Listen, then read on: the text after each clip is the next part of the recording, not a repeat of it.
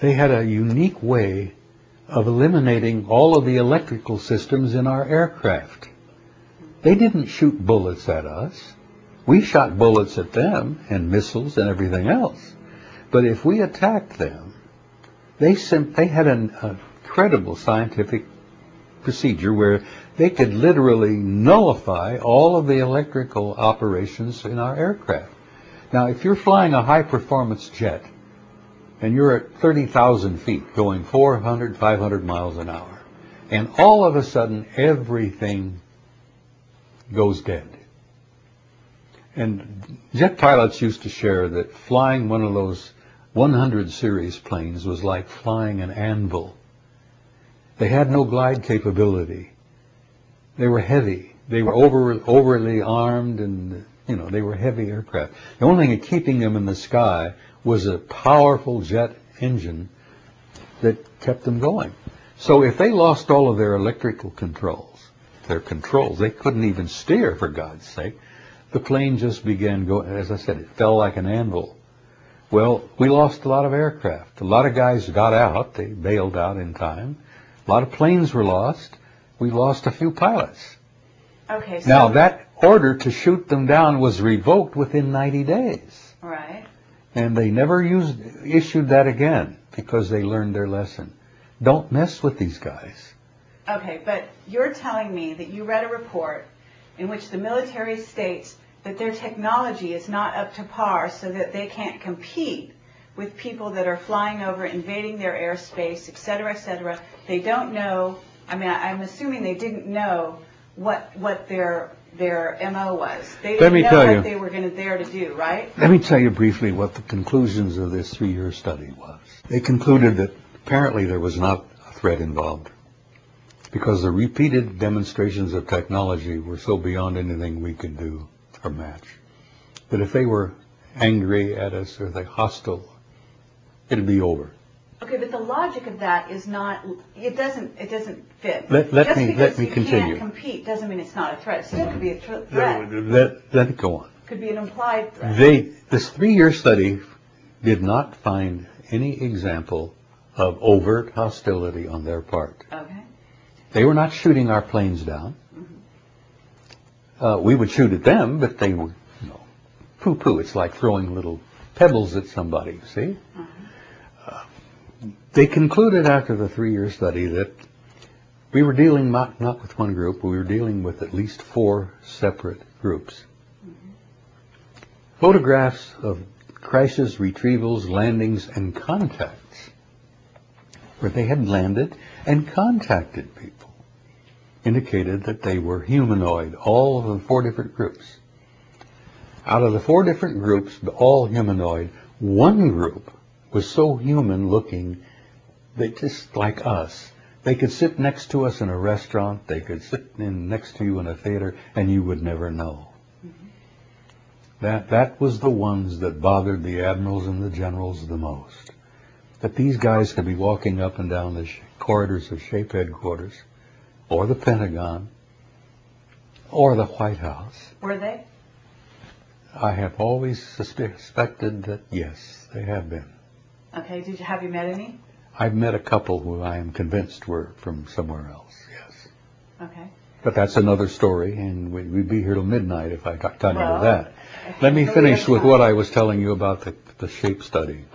The assessment concluded we were dealing with incredibly advanced technology.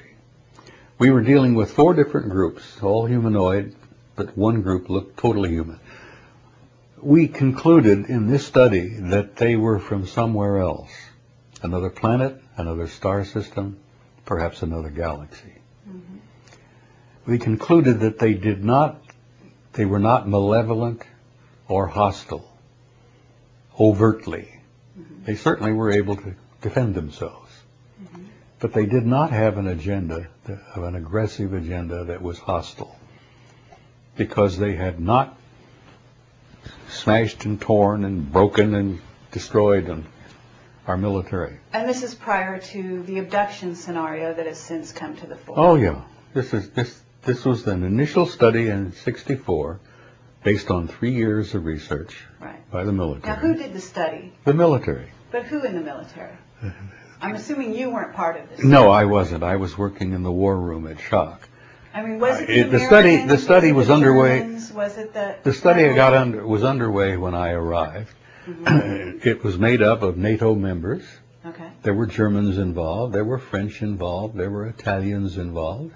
Scientists? Americans. They went to some universities and got some of the top people. They got historians, Oxford, Cambridge.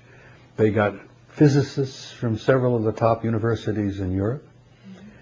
It was a thorough study. Was it signed by their, in other words, did they sign off on the study? Do you have names? The individuals who contributed to it, the bits and pieces, right, would put initials to, what their particular part to it.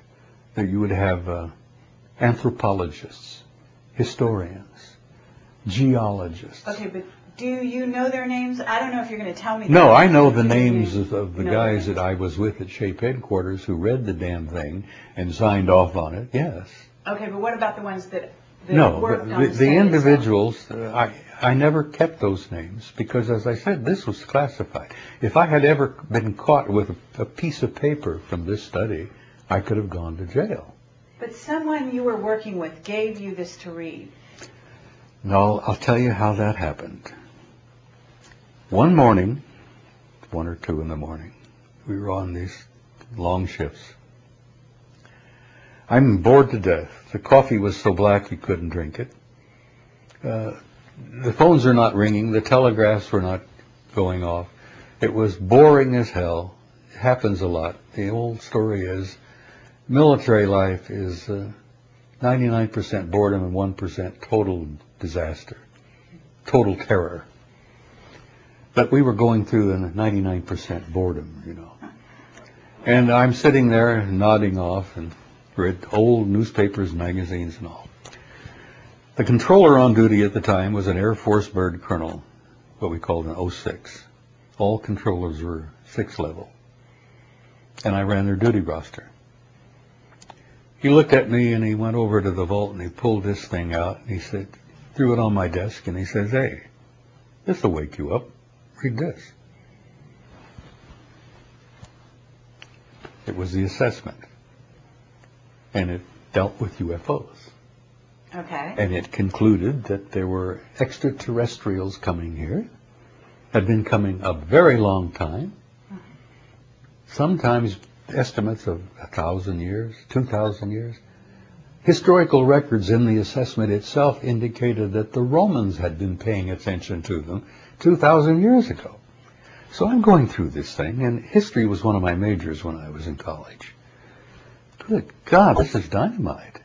The more I read, the more I wanted to read, and I went through the whole damn thing.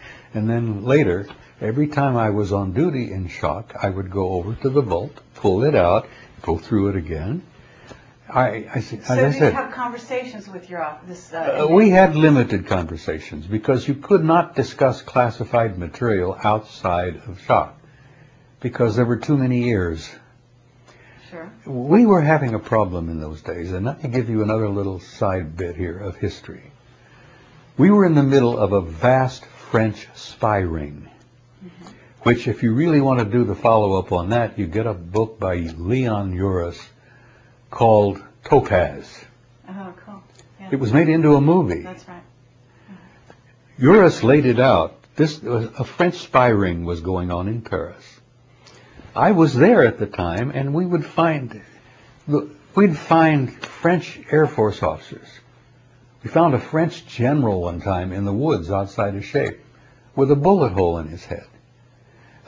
Guys were jumping out of apartments in Paris. It was a major scandal. De Gaulle was the president. Okay, but what was the objective of the spy ring? The spy ring was Soviet, to find out what we knew that they didn't know. So they had been buying and paying off people all over Europe, Hungarians, French, so Germans. What has that got to do with finding the assessment? What it got to do is, as a side, is that the UFO issue, no information ever came from Washington or London to SHAPE headquarters on the UFO matter because of the French spy ring. Everything that came from Washington